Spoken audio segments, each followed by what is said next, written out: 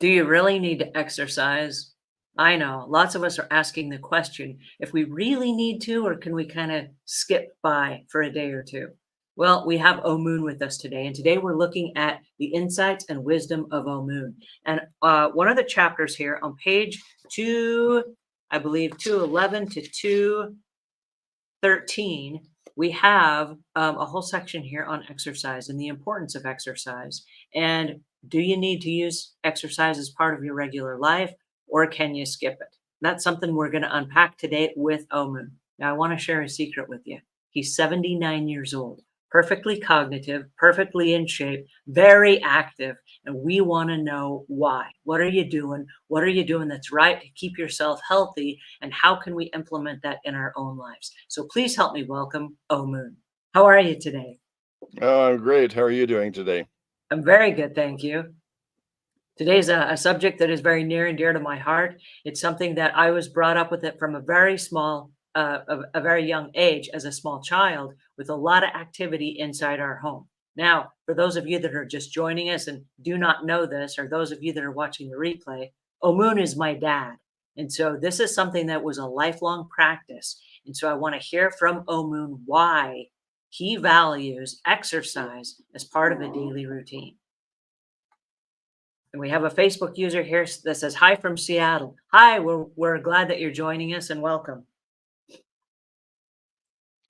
Well, I would actually like to start today's session by giving a shout out to all of the people who actually exercise regularly. I see people jogging, I see people out walking. There are people who go to the gym on a regular basis, who have home uh, pieces of equipment and things that they do. If exercise is part of your normal daily activity, you deserve a pat on the back and a congratulations. So I'd like to give you one this morning. You are a good example for all of the rest of us. So keep up the good work. Uh, I reflect to my youth.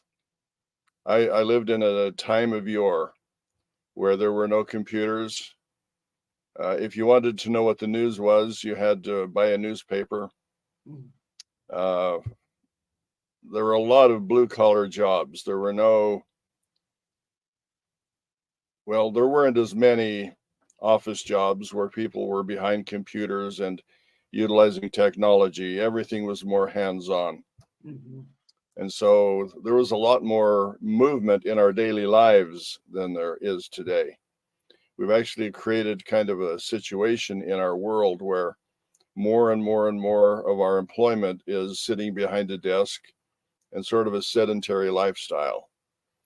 And with the emergence of technology such as the televisions and the computers and all of this entertainment, there are many of us who access sporting activities, concerts, and everything sitting on our couches or in a big easy chair. And it's easy to do that. And in our modern society, we have a tendency to drive everywhere. Mm-hmm.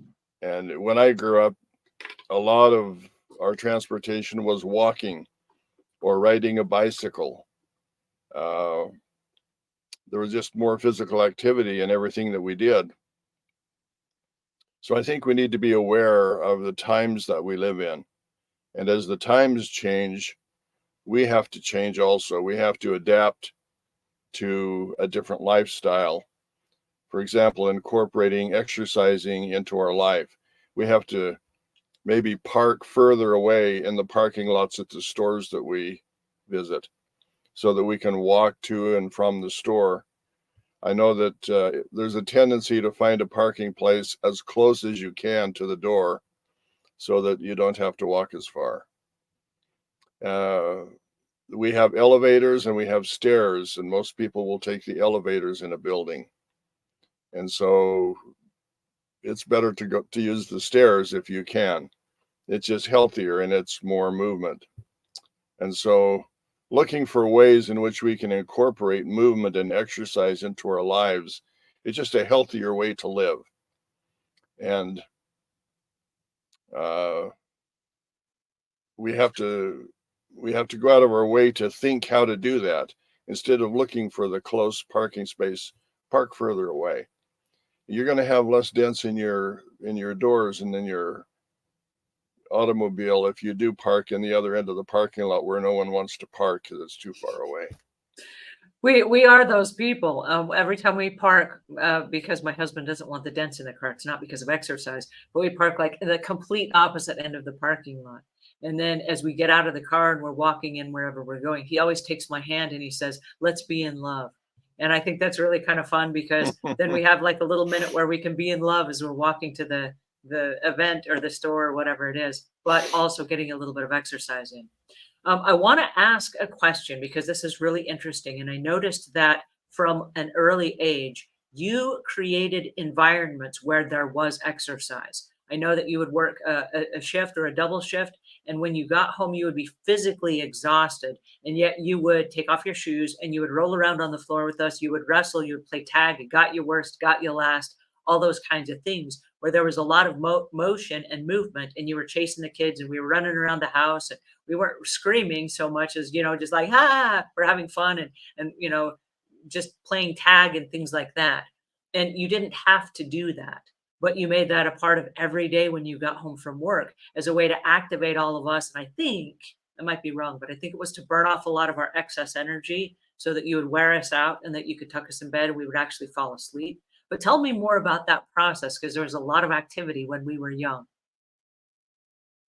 Well, of course, we had homeschool, and so we actually had to create the activities that you people engaged in. And so we went out of our way to make certain that there was recess time and there was time to play and have fun. I know here lately we bought a new puppy. Our old puppy passed away from age, and it's amazing to see how a puppy behaves. This little puppy just wants to play all of the time. It's just jumping and it wants you to wrestle with it and it wants you to chase it, and that's the way kids are. When kids are young, they're full of energy and dynamics. And sitting in a home school all day learning things, you just have a lot of pent up energy. So we'd take the family to the ballparks and we used to play kickball and we'd play basketball and we would just chase each other and play tag and run around and have a lot of fun. That was just part of the lifestyle to kind of incorporate all of that movement and that activity. And like you say, to burn off a lot of excess energy so that people could kind of settle down at night and have a quiet, peaceful night. We did have a lot of children, and so there was a lot of things going on all of the time. And it's just something that we felt was really important. There are things that are important, and this is maybe a little off subject, but not completely, and that's our diet. If you're going to exercise, you need to have energy and you need to be vital. And a lot of our modern diets have tended toward fast foods and junk foods and prepared foods. And if you want the energy to really exercise and you want to do things, you have to eat the right foods. And it's more and more challenging all of the time in our society. They are genetically modifying our food. They're putting all kinds of additives in our food, which have deleterious effects on our bodies. There's just a lot of chemicals and a lot of, they irradiate our food to kill all of the bacteria. And there's healthy bacteria also, but we kill all of that. So there's more and more of a call to holistic living where we get back to natural things and natural foods. We don't want our foods genetically modified or packed with chemicals. We try to buy products that have not been processed or processed the least amount possible. I think that's important. There are What ways that we derive energy, and one of them is from the foods that we eat, and we need to eat properly and masticate our food well and have a good attitude and mood while we're eating, because the way our body produces enzymes and hormones and all of the chemical reactions, it responds to that positiveness. And we get energy from the air we breathe. And we need to breathe slowly and deeply. And we need to be aware of how we breathe. We tend to be shallow breathers, and our body really appreciates oxygen. And so we're going to have more energy and be able to do things if we have more oxygen. And Well, in so addition to creating a garden and having orchards and places where you grew organic food, you also instilled inside your kids and the family and whatever that along with that was the activity and the momentum. And I think that's really important that you married both of those as part of a day-to-day plan because there are three things that people cannot have someone else do for them. These are three things as even an entrepreneur I can't outsource. I can't pay someone else to sleep for me. I cannot pay someone else to exercise for me. And I cannot pay someone else to eat the nutrients that my body needs. And those were three things that you taught us growing up. And I do think it's part of a trio package that creates a person that's going to be cognitive when they're your age. And I say your age as those of you that are just joining us. He's 79 years old, sharp as a tack, and very mobile and active and all the things, where many people that are his peers are in nursing homes and they've either died or they're no longer with us or they're scrambling to try to, I don't know, get from one chair to another. And so I want to know, is it a combination of these things that you've done that have created this longevity that you're experiencing right now? well, yeah, I think that the healthier our lifestyle is, the better we're going to go through it. It's not how long can I live, but it's how long can I live feeling really well and being able to accomplish the things that I want to do. I want to be not only old, but productively old. And I want to be healthy old. And I want to be enthusiastically old. I want old to be an accumulation of all of my experiences and the things that I've learned, not just how many days have I lived. Mhm. And so the healthier that we are is the slowest rate at which we can die. And we die in all different kinds of ways. We can die spiritually, we can die mentally. In fact, when I was younger, we have a lot of diseases in our world today that I had never heard of. For Mm. example, diabetes was not a common malady when I was young. I don't remember how old I was when I first heard of diabetes. I'm sure that there were people who had diabetes, but it wasn't common and you didn't hear it every day. And now almost a third of the people have diabetes or they're pre-diabetic. And heart disease was a known illness, but now it's the number one cause of death. And I don't remember how old I was when I heard cancer for the first time. Mhm. Cancer was not prevalent in our society. Most people lived in more rural communities.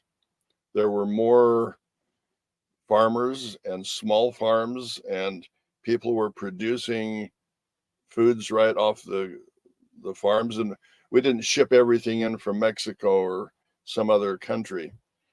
And so people were a lot more involved in the agriculture and being part of the process, which I feel is really, really valuable. The town that I grew up in, my dad was born in that town, and there were 3,000 people who lived in that town when he was born. And we moved there when I was one, and now there were 30,000 people who live in that area. And today, there are 300,000 who live in that area. And so times change, environments change. It used to be where we had a lot of streets that we could walk down. And now, because of crime and safety reasons, you have to be careful where you go. Uh, Walking around town is not a viable option for a lot of people. if you live in a big city and you live in an apartment, uh, I feel sorry for you just from my life, just from my lifestyle. I know that you can adopt any kind of a lifestyle wherever you are. Uh, I would feel really cramped living in a 50-story building. My son and I went to New York, and it was a few years back, and I saw these great big apartment buildings, 50 stories of apartments. In the same building, they had their grocery store and the barber shops, and you could actually live and never leave your building, which was just, that totally blew me away. But I think we need to be more aware of our environment and how we can interact with it in such a way that it sustains our intention to be healthy and strong. Uh, Purchasing all processed stuff, living at the fast food places, uh, it's going to accumulate. You can eat a cheeseburger and drink a Coke, and you don't really feel the effects of that, because things that are happening on the molecular level, on the cellular level, those are the things that are really going to impact your life in the long run. And so we need to have sort of the long run in mind when we engage in things. Is this donut or this carrot really better for me? Just out of my desires, I would probably eat the donut. But if I stop and put some logical thought process into this decision making that I'm doing, I would choose the carrot. And then I would try to find out what the source was of this carrot. Is this a locally grown carrot from the farmer's market? Or is this a carrot that has been shipped in from Taiwan or some other foreign place? Because things are different depending on where they come from. I don't want to mention any countries in particular, but there's a country that produces a lot of the food that we eat, more and more all of the time, of the apples and different things. And they don't have the same regulations that we do. They use sprays and chemicals and herbicides and things that are not conducive to good health. And so there are some countries that if foods come from those countries, I don't purchase the food. So we have to be aware of those kinds of things.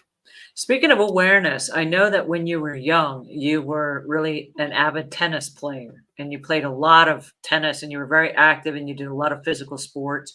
Were you aware of this type of lifestyle when you were young, or were you just kind of flying by the seat of your pants? And then the more you learned, you became, more progressively conscious of the earth and the environment, the food that you eat, and all that stuff. Oh, I definitely grew up by the seat of my pants. Uh, uh, Most everything that I've learned along the journey that I've been on. Uh, I always enjoyed basketball and tennis and football, and when I was younger, we had the backlot football games where we boys would congregate, divide up, and play football. It's a lot different playing football than it is watching football. Mm. Uh, we kind of live in a society today where the sports are one of the major attractions, and they build stadiums to hold 100,000 people because people enjoy watching sports. But there's a lot of difference in being a participant and being a spectator. The more things that you can be a participant in, the healthier you're going to be. And movement is really, really important. In fact, when you get up in the morning, one of the first things that I think is really valuable is to just take some big, deep breaths and be aware that a new day has begun. And begin by stretching and moving all of your hands and all of your arms and all of your appendages, and just stretch and get movement and flexibility. One of the things that I've noticed as I get older is that you're not as flexible Mm. as you should be. And I see a lot of elderly people with really poor posture. They're slumped over and they're either on canes or pushing the shopping carts. As people get older, it's more rare of an occasion when you see someone with really nice posture, where they're standing up straight and they look really healthy and robust. People have a tendency over the years to develop habits such as bending over and slumping and not being aware of really how they are comporting themselves. We we feel better when we have good posture. Everything works better. Our lungs work better. If we throw our shoulders back and deep breathe, it's just a different world. If you slump over, you have a tendency to shallow breathe. You take smaller steps. Our bodies are made so that when we flex our ankles, it circulates the fluids in our body. Our blood returns to its source by movement and by the pumping action. If we let our heart do all the work, our heart will have a tendency to maybe be stronger for a while, but in the long run, you're going to have health problems. When I was younger, most people were not on medications. Mm. It was kind of a rarity that somebody had a daily medication that they took all of the time. And in our society today, I think the average is like 6 to 8 pills a day that the average person is taking for different conditions. If you take a pharmaceutical pill for something, it normally always has a side effect. And then you have to take pills for the side effect. And it's just kind of a never-ending cycle. So if we get our nutrition from our food and our vitamins from our food and all of the nutrients, the minerals, and all of that from our food, we don't need to take all of the pills and all of the supplementation. You cannot beat sunshine for producing vitamin D. And so the people that are in offices all day or behind a desk, just to go outside and go for a walk in nature and walk in the sunshine and walk barefooted so that your feet are on the ground or on the grass, that's a healthy way to live. And the more that we have a different lifestyle, the more we're going to experience chronic conditions. There are people that I know whose normal condition is pain. They live in pain and discomfort all of the time. Can I interrupt you there for a second? Because I live in an era, and this is the world that I live in, where there are so many people that think that pain and age are one and the same, like they go together. And so they'll say, oh, I'm over the hill. And what does that mean? Oh, my aching back and, my legs hurt and, I don't feel well. And they have all these aches and pains and things that they have accepted as a way of life because they are a certain age. And I think it's a really important realization that you do have a choice. And I know that there are a lot of people that I go to the gym with that have chosen to choose health. And no, they do not. I ask them every day, did you love getting up out of bed this morning? They're like, no, I did not. But yet there they are. They're still there every single day. They've made a choice to health. I would rather feel great through the day than have a little bit of extra sleep where I got plenty last night, right? And so they're saying I didn't want to get up this morning, but yet here I am because I know it's going to make me feel better through the day. And I think that movement, that constant commitment to movement, and they say, oh, it gets easier the more you do it. It may not. It may not get easier, but I think the commitment to do it and then doing and following through with it is where the real magic comes. Because as I look at you, you're still very active. You are the one that's still out in your yard and you're making trips back and forth to your carport every single day. And you mentioned before we got on this call that one of your daughters says, why don't you put it all in a wheelbarrow and make the trip easier? And you say, no, I'm trying to get my steps in. Tell me about that. What is the process there? Well, it's a lifestyle. We have to choose what our lifestyle is going to be. And I need to mention right here because I think it's applicable. There are people who are elderly whose movement is sort of impaired. There are people who are relegated to wheelchairs. There are people who have physical disabilities that make exercising difficult for them. But you can always find something to do, something to move. No matter what condition you're in, you can do something to better yourself. Mm-hmm. In this example that you brought up, I built my carport as a multi-purpose building. So I store all of my equipment and my tools and everything. I have a garage with a carport attached to it. My carport is mostly enclosed, and most all of the tools that I need are in my carport. And so I'll go back and forth when I'm on a job. It seems like the way things lay out, I don't know why, but whenever I work on a job, it's the furthest distance away from my carport and where my tools are. And so I have to go back and forth and back and forth. And my daughter said, "Why don't you put everything in a wagon and just make one trip?" And I said, "Well, this is one of the ways in which I exercise. I enjoy walking, and it's probably maybe 200 feet. Mm.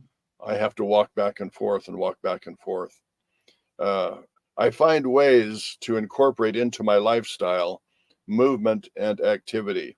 I just think that's really, really important. As you grow older, uh, you have a tendency to park closer to the door. You have a tendency to not stoop over as much. In fact, I built raised bed gardens because I don't like to crawl around on the ground anymore. Mm. So my gardens are waist high, Mm. and I can walk around and do all of my gardening without bending over at all. But bending over is a good exercise. And if we would spend time each day bending over and picking things up and staying flexible and making sure that our movements were as easy as possible, we would enjoy life a lot more. We have a tendency to always make things easier instead of uh, I don't know the word that I want to use. More productive. You would be more productive as an individual if you did things a certain way. You would maintain the flexibility in your joints and in your limbs, and you would just life would be easier. I have Well, a couple. I'm sorry. Go No, ahead. go ahead. I'm in the 50s, so I'm no spring chicken, but I stay very active. And one of the things that I've noticed as I've started to get older, and I don't know if it's hormones or if it's just, progression of age or whatever, but I've noticed that I'll wake up in the middle of the night with like leg cramps. And the leg cramps come from, I'm guessing, either a lack of potassium or something. I don't know.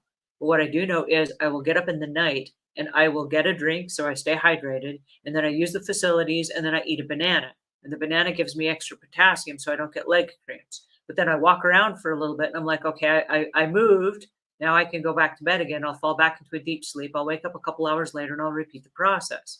So during the night, even though I am sleeping, and I think I'm getting one of those full 90 minute rest cycles, but I wake up and then my body's like, hey, move around a little bit. And I move around a little bit. Yep, still working.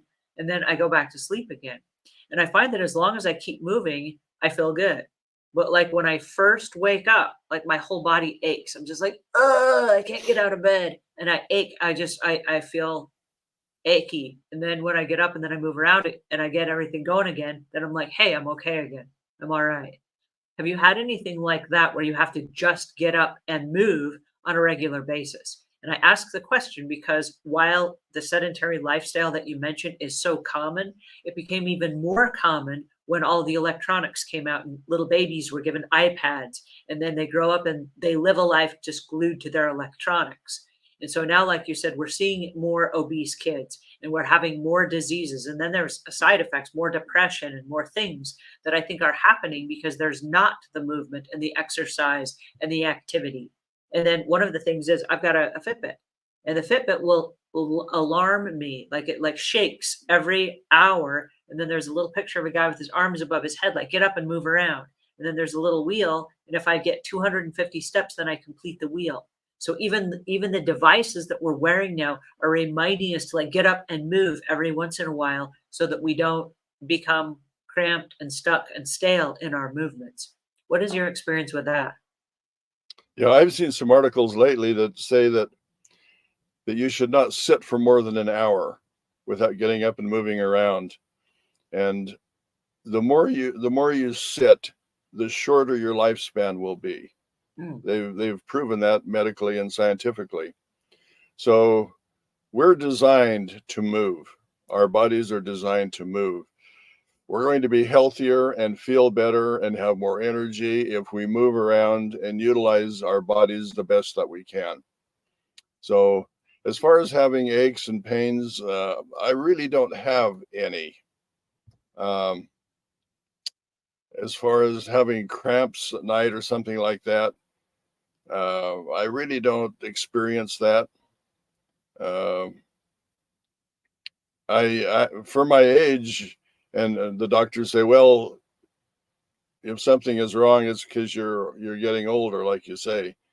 Old age equates with this condition, and you're just getting old. Your body's wearing out. I don't believe that. I think that you can be the best version of yourself whenever, wherever you are. So we have to find a way to do that. And there are different kinds of exercises that we can think about. For example, there's the cardiovascular stuff where you're running and jogging and walking, maybe swimming. Dancing is a good one. Rowing exercises, jumping rope, just physical activity that gets your blood flowing. And those kinds of exercises are really important. There's also the strength training. As you get older, I see a lot of elderly people who are not able to get up. You have to actually help them get up. Mm-hmm. Uh, they have lost a lot of muscle mass, and they're just not in good physical condition. And so it's a good idea to do some strength training, maybe a little bit of weightlifting, and it can be mild. They say that if you take 1 pound in each hand and you walk 1,000 steps, you've actually moved like over a ton of weight, because every one of the steps you're accounting for all that, just that extra weight, 1 pound in each hand. And so little tiny things like that can make a big difference. So resistance training, using your body as a weight to do push-ups or sit-ups or jumping jacks or however it is. You don't need a lot of equipment to exercise, Mm-hmm. but you do need to strengthen your muscles and have a muscle mass so that when you want to do something, you're able to do it. We all have to lift things and move things. The stronger we are, the easier all of those things are.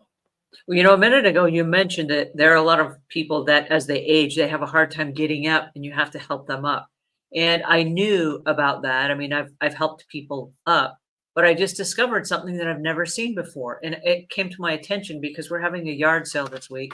And I was looking online at chairs to see kind of like how to price the chairs that I have for sale. And I found this chair and it's called a lift chair. And I'd never seen one before, but it works off a remote control and you sit in the chair and then it's just like a recliner, but you push the button and instead of it reclining you backward, it reclines you forward and it raises the chair and it dumps you out. And I was like, whoa, wait a second, what is happening? And the chair literally raises and it dumps you out so that you can then stand up if you can't stand up on your own. And I started thinking, oh my goodness, this is the greatest idea ever because like one of all my friends need one of these. Like I know lots of people that can't get up themselves. And I was thinking, what a great idea this is. But I love your idea that's even better about training yourself and keeping it strong so that you can get up. Because not to be graphic or anything, but one of the exercises that we do every day is when you go to the restroom, you have to get up off the toilet. And that requires ab strength. That requires leg strength. That requires physical strength to be able to get up on your own without help. And so there are a lot of assisted devices that have been created for people that don't physically have the strength. And like I said, I love the fact that you're promoting this well into the later years, saying, hey, if you stay active and you exercise, you'll be able to do a lot of these things on your own that don't require a person, or in this case, a chair that then dumps you out so that you can stand up? Actually, we have one of those chairs. Do you? Uh, we do. Uh, here, 3 or 4 years ago, my wife fell and broke her femur, Ah, and there were several months that she was not able to get up, and so we got her a chair that would actually lift her up and stand her up so that she didn't have to put pressure on her broken leg. mm, So those things are nice if you need them, but there are some exercises that we should do every day. We should keep ourselves strong so that we can do things getting up and down. There's many times during the day that you have to get up and down, yeah. or life would be better if you were able to get up and down. And if you're the right weight, if you carry an extra 50 or 100 pounds, then you have to lift that also. Hmm. So maintaining your weight, exercising so that you're strong enough to do what you need to do, that makes life just a lot happier, Hmm. more fulfilling. I want to jump over here to a Facebook user that says, I grew up on the farm and having a huge garden. Life was kind of tough, but after I left, I enjoyed some of the things the world offers, fast food, etc. I'm going back to my roots of gardening and careful about what I eat. I want to get back to the way I grew up and what I learned. And I want to say thank you, Facebook user, for jumping in and adding those comments because I too experienced the exact same thing. I grew up on a farm, ate healthy, was very active. And when I moved away from home, I was like, look at this world of junk food. And I had so much fun and I gained 68 pounds the first year I lived away from home. So I came home and I was 186 pounds after having been kind of skinny my whole life. And it wasn't until I became consciously aware of what was happening and that it was connected to the food I was eating. But I want to go back for a second to mom, because you mentioned mom fell and broke her hip and had all these ailments that she needed this special chair.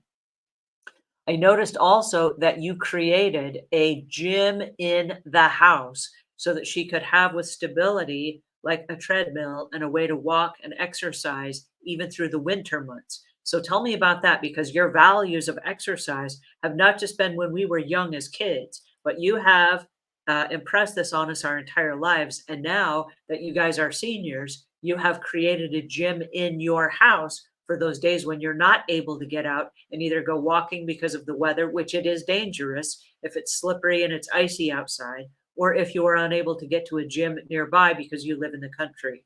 So tell me more about that and why you valued creating a gym inside your house. Well, our closest gym is 58 miles Ooh. one way. And so that didn't seem to be a very good option. And we ran into a dilemma. For example, we bought a treadmill, and the room that you put the treadmill in becomes very restricted. Mhm. Our rooms are not enormous in size. And after a while, we had these mini trampolines, and we had a treadmill, and we bought an elliptical trainer, and you provided us with an inversion machine. And I had these machines in these rooms, and I lost the use of all of those rooms. And we had been to your house, and you had a gym in your house that was very organized, and you could go in there and do any kind of exercise you wanted to do. And I thought that was a really, really good idea. And so my daughter and I built a room onto our house, which was a fun project working with her. And we learned a lot of construction things and techniques. And now we have a room where we can actually go in and use the machines. And we have a Bowflex machine and a treadmill, elliptical, and trampolines, and an exercycle. It's really fun to be able to access those machines when the weather is bad or it's really cold or icy. It makes it very, very convenient. If you live in an apartment building, it may be more challenging, but use the stairs instead of the elevator. Wherever you are, you can figure out a way to do what you want to do. Most people who live in a bigger city have gyms available. They have facilities. even in an area like New York City, they valued that aspect of life enough that they dedicated the Central Park to all kinds of walking paths and ball diamonds and basketball courts. They provided a place in their city where you could actually go and exercise. And most cities have some type of facilities like that. So you just have to take charge of your own health. You have to decide that you're going to be healthy, you're going to exercise, and this is how I'm going to do it. Flexibility is really important especially as you get older. And so the stretching exercises, the yoga, in the Eastern part of the world, like China and Japan and some of those countries, they do the Tai Chi, and where you have the controlled movement. There's one called Falun Dafa, where you stretch as far as you can stretch, and then you stretch further, and you hold that for about 3 seconds, and you go into different positions, and you just do it for 3 seconds, and it increases your range of motion, your mobility, and they're very, very valuable stretching exercises to do. When you talk about stretching, I want to stop for 1 second, and I want to highlight the fact that there are stretch bands that you can purchase anywhere online. I will actually leave links in the notes below. This wasn't planned and it's not sponsored or anything, but I keep a set of these in front of the television. I keep a set in my car, and I keep a set here at my desk. And if there's ever a moment where I'm on hold or something's happening and I have a second to wait, I can stretch them, and you can feel it in your shoulders. There are different exercises you can do where you can wrap it around your hand, and you can do stretches like this that then pull all the way through your arm, and it helps reduce the flab underneath your arm. But the resistance training, there are several different ways that you can use the stretch bands, and it's really great for upper body activity just while you're doing absolutely nothing. And so if you'll keep a set of these nearby, they're a game changer for those people. Like you said, if you can't move a lot, you still can do something. And I think having your strength, your own physical strength, rather than having support devices because you lost your strength, is probably the key for all of us at every stage of our life. And like I said, we're seeing kids right now, kids that are losing their mobility because they're sitting there all day glued to the television and to their electronics, and they're not moving like we did when we were kids. And the going outside to play is like a thing of the past. So I just wanted to highlight that on the stretching bands. Really important. Yeah, wherever you are, you need to find a way to exercise. Exercise is really important. For example, your balance. Practice standing on one leg, and then if you can, stand on the other one. But work on things that improve your balance. Be aware of where you're going. If you look far enough ahead, you don't need to stoop over and look at your feet to see where your feet are. You can actually look 15 or 20 feet ahead to see if there are any obstructions. And then you can have good posture and still be aware of where you're walking. Sometimes we get in the habit of maybe looking at our feet so we don't trip on things, and our posture deteriorates over time. There's also the high intensity training where you do some cardiovascular things, then you weight lift and you expend a lot of energy. If you're trying to lose weight, if you're trying to control some of these factors in your life, there are different kinds of exercises that will facilitate that. So not everyone is overweight, but many people are. I could stand to lose a few pounds myself. There's cross training where you do all different kinds of activities that build different areas of your body. They do the flexibility and the weight training and the distance thing. And there's also the functional training. If you do a job, like if you work in a warehouse, lifting things, moving things requires a certain set of muscles. So you can concentrate on those and it's going to make your job and your life easier if you're stronger to do those kinds of things. So That's whatever, true. That's true also for my business. As a house cleaner, I've noticed that the more in shape I am, the better I can do at my job. And I've never cleaned a toilet yet. I don't know how you would do it if you don't get down on your hands and knees and get behind the toilet with your hand to clean around the toilet and around the pipes and all those things. I don't know how you do that because I don't think they make a little machine that like does that and does a good job. And so you have to get down on the hands and knees and you've got to climb, around the toilet and the floor around the toilet. And every single time you go into a house nowadays, houses have two, three, four toilets. And so that's part of every day. On an average day, you clean 12 or 15 toilets. That's how it is. And so if you can't move and you can't bend over and you can't get down on your hands and knees, you can't do that. And so right now, being a boss, we have to ask a question. We can't say, are you mobile? We have to say, is climbing behind a toilet something you're able to do? Because that is a job specific requirement. And there are a lot of people that cannot climb on their hands and knees and climb behind a toilet, and they do not get the job. They cannot be a house cleaner because many people, like I said, are living sedentary lives. But I mean, even this morning, I was changing the wax ring on toilets in my house today. So I changed 3 toilets so far. And now I'm in the 50s, but I was down there on my hands and knees climbing behind the toilet. And I was like, hey, look at me. I can do this still, you know? But like you said, you got to stay active. And that's the important thing because the little tasks that we do every day, you spill something on the floor, you got to be able to pick it up. And yeah, they make tools to do that, but sometimes it's quicker just to like wipe it up, bend over, wipe it up, you know? oh, absolutely. Yeah, if you have a job with a particular set of requirements, do exercises that will facilitate that, that you'll just have a better life if you can do things easier, if you have the muscular support to do some of those things. Another thing I'd like to mention too is that sometimes it's easier to get someone else involved. Like if you're working out with members of your family, Mm. or if you go walking with a neighbor, or you're in a group class, like if you go to the gym and a bunch of you are working together on some of your goals and whatever. It's kind of a support system that will encourage you to do that. It's harder to exercise and be consistent sometimes if you're alone and doing what you're doing solo.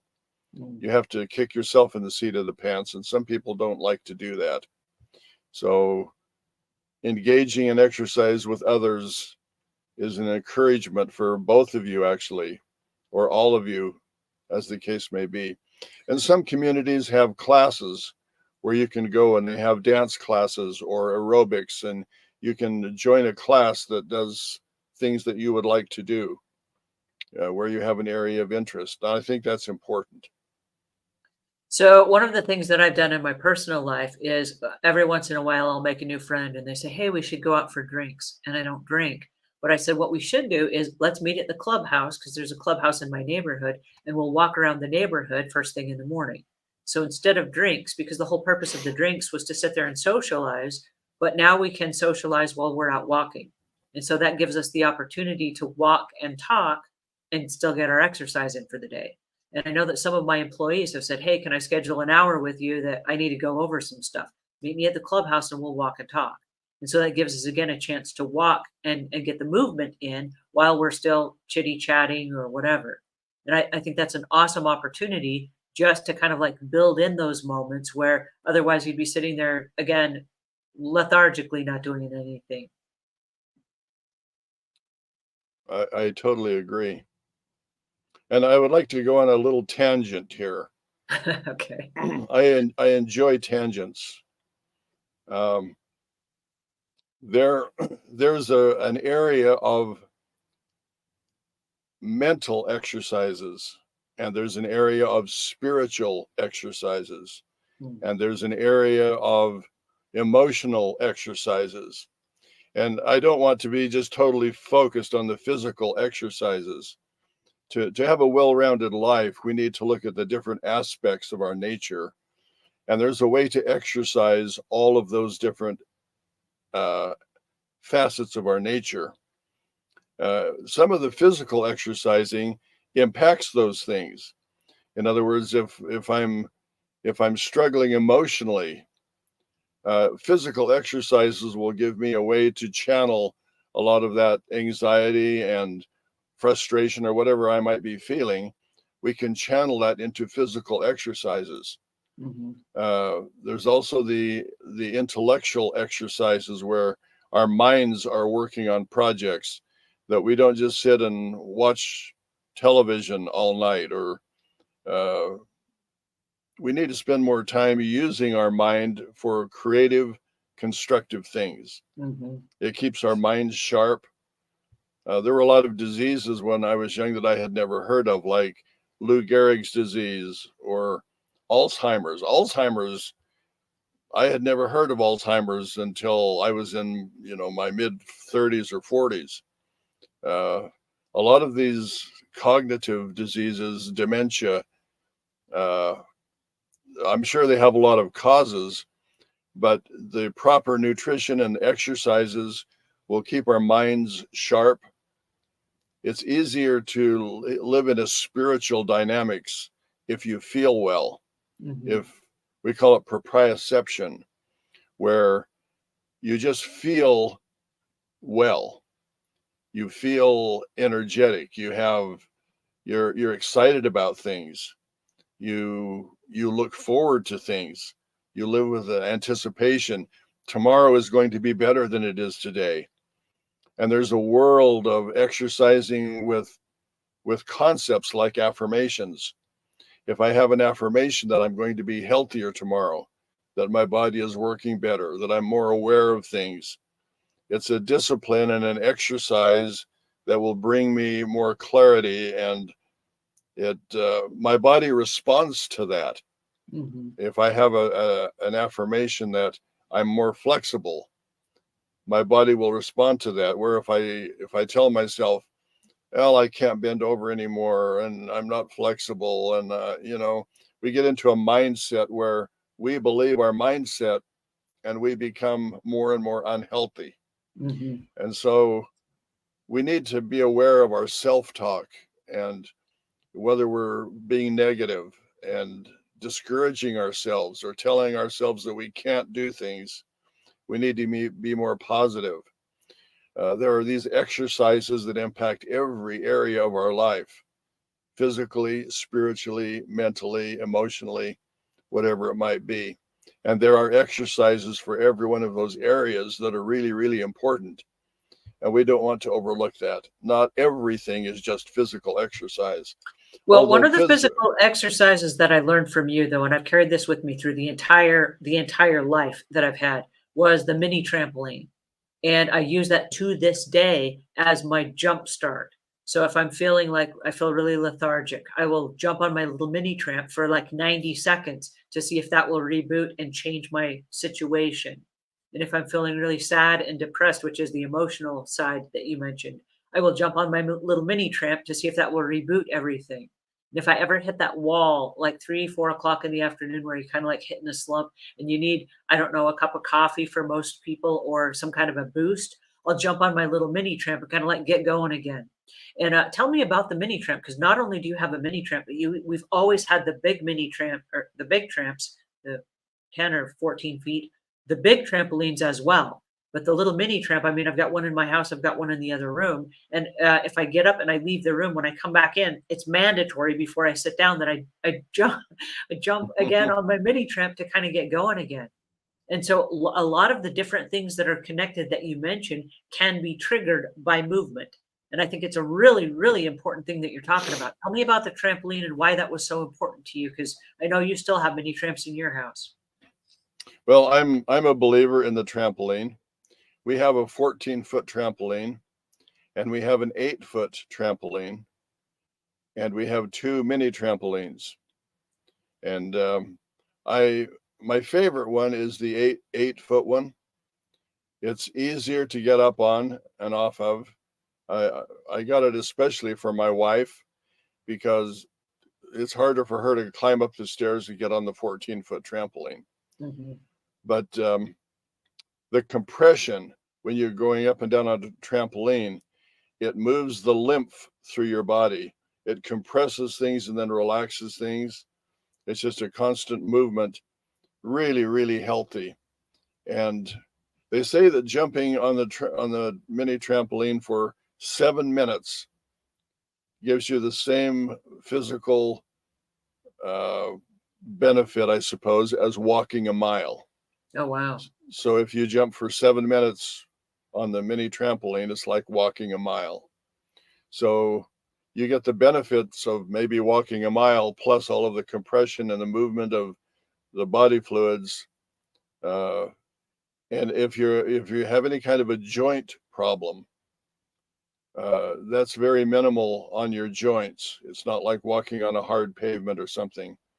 So even if you're somewhat limited in, walking, or if you have a balance issue, one of my daughters for Christmas bought me 2 walking sticks, and I use the walking sticks when I'm on the trampoline. Some trampolines have a little bar built on them that you can hold on to. But the walking sticks just give me an extra point of balance so that I can exercise maybe a little more vigorously without the danger of getting overbalanced and falling or something. But one of the things that I love, and I've been doing a lot of studies as I get older as well, about the mini trampoline. They say people that exercise on the mini tramp, it keeps their cognitive function much, much longer in life. So they said if you are afraid, or your family has a history of Alzheimer's, or some of these dementia issues that are common today, that you said kind of popped up out of nowhere, you can prevent that by jumping on the trampoline. And I find the trampoline really interesting. You talked about the lymph system. The heart can pump blood on its own, but the lymphatic system does not have a pump. It requires movement. And so if you don't have movement, and this is one of the most incredible things that I've used as a house cleaner for 30 years. I get done at the end of a day and I'm like, oh, my back, my neck, my shoulders, like, oh, I hurt so bad. Then I jump on the trampoline and it resets my spine. It realigns my spine. It resets everything. It loosens everything up. It gets my lymphatic system going again, which is directly linked to my immune system. And I find that just the trampoline alone, if I had to only ever choose one piece of equipment, it would be my mini trampoline for that reason. It does so much with so little. And you don't have to jump a lot. You just put it in front of the TV. If you're watching TV for a minute, I try to go through whatever the program is, like a 22-minute program. I try to jump the whole entire 22 minutes. But your feet don't even have to come off the mat. If you're just bouncing, it's just that motion. And like you said, it's really low impact. So it's not the same as running, where your skeletal frame is hitting the pavement at every stride. It's phenomenal. And I swear by it. And that's why I have 2 of them now. I had 4, but it seems like every time I buy a couple more, like, my employees take them and they're like, this is mine now. I'm like, okay. So I keep replacing them, but it's because my employees keep hauling off with them. Yeah, and one of the things that's really nice with those too is that if you are in a place like an apartment or in a apartment building, Mhm. you can put a mini tramp in there and you can always exercise no matter where you are. You don't Mhm. have to go to the gym or go outside or anything. They're just very, very convenient and easy. And uh, one piece of equipment, I don't know, a trampoline would be hard to beat. Yeah. And they're relatively inexpensive, and they don't, it would be hard to wear one out. So I've never worn one out. I've had one for like 20 years, and somebody just walked off with it, and I just replaced it just 2 or 3 weeks ago. But in a pinch, in a small, tight space, you can lift it up on the side. They're only about that wide, and so you just lift it up and put it up against a wall. So yeah, there's room. There's room in every place for one. I know that we're about out of time, but I would just like to say exercise is just critical. It's Mm. critical to every aspect of our health. The way our hormones work, the enzymes work, the chemical reactions in our bodies, how our organs operate, how our endocrine system operates, all of our glands and tissues and joints. We're just going to enjoy life a lot better if we're healthy and strong and flexible. And exercise is just a requirement to have all of that meshed together.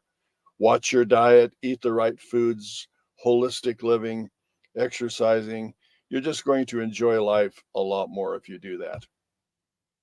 Well, thank you so much for joining us today. And I want to thank everybody that joined us from Facebook and also YouTube. I really appreciate you guys showing up today. If you haven't already, this is an opportunity for you to pick up a copy of the Insights and Wisdom of Omuugn. Every week, we unpack a different topic on how you can be a better leader, a better person, and be the best version of you. So join us again, same time, same place next week. And thank you, Omuugn, again for your wisdom. And today it was on exercise. We'll see you guys again, same time, same place next week.